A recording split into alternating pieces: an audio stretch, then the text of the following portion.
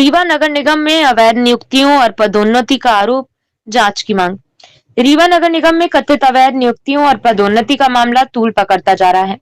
योगेश कुमार तिवारी नामक एक व्यक्ति ने आयुक्त नगर निगम रीवा को एक शिकायती पत्र लिखकर कई कर्मचारियों की नियुक्ति और पदोन्नति में अनियमितताओं की जांच कराने की मांग की है।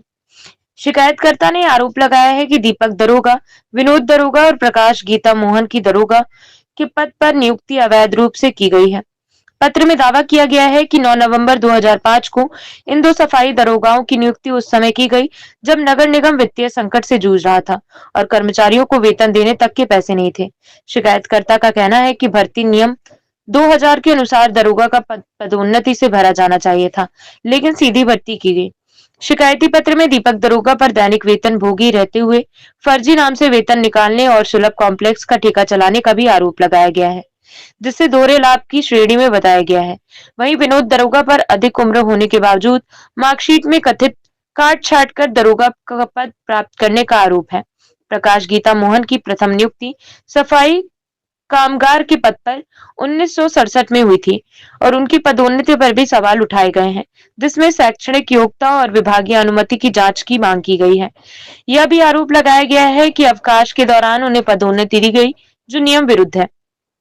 शिकायत में श्रीमती नौनीबाई पत्नी मोहन स्वीपर और उनके पुत्र दुर्गा प्रसाद दरोगा की नियुक्ति और पदोन्नति में भी विसंगतियां बताई गई हैं, जिसमें मां और बेटी की सेवा पुस्तिका में जन्म तिथि और स्थायी नियुक्ति की तिथि में अंतर को जांच का विषय बताया गया है।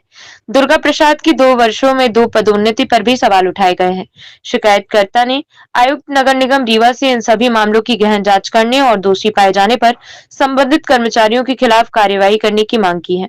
उन्होंने यह भी कहा है कि जब तक जांच पूरी नहीं हो जाती, तब तक दरोगा के पद पर पदस्थ दुर्गा प्रसाद को कोई भी भुगतान नहीं किया जाना चाहिए। इन मामले में नगर निगम प्रशासन की ओर से अभी कोई आधिकारिक बयान सामने नहीं आया है। मामला यह है रीवा नगर निगम का।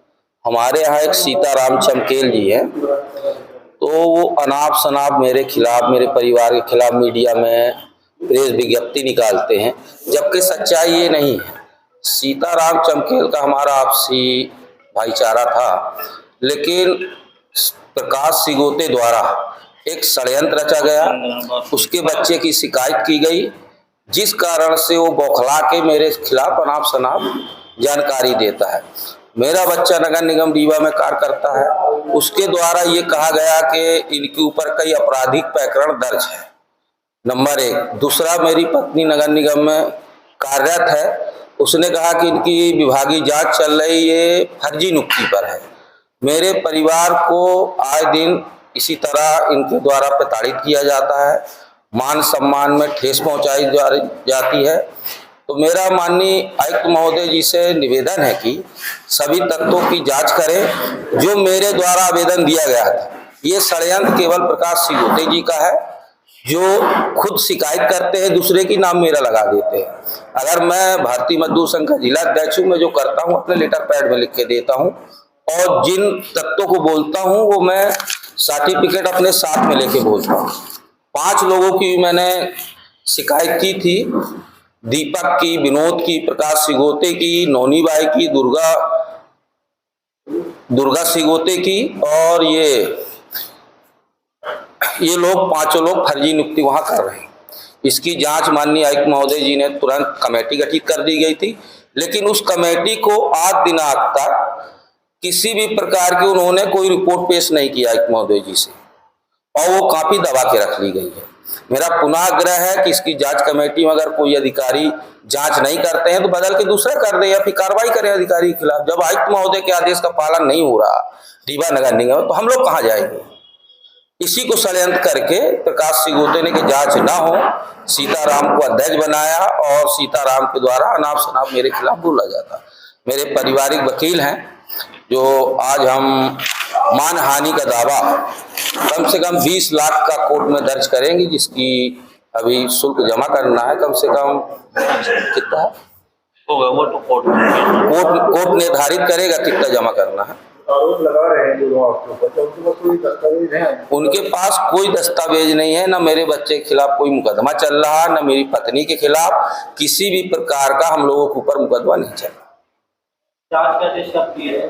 जांच का आदेश ही नहीं हुआ। 11 अप्रैल ये मैंने 5/8/2024 को दिया था।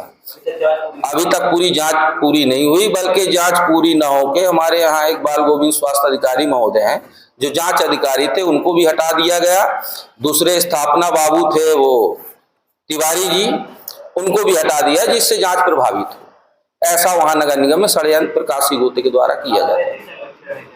राजनीतिक संरक्षण है या नहीं है, अब ये तो वही बताएंगे।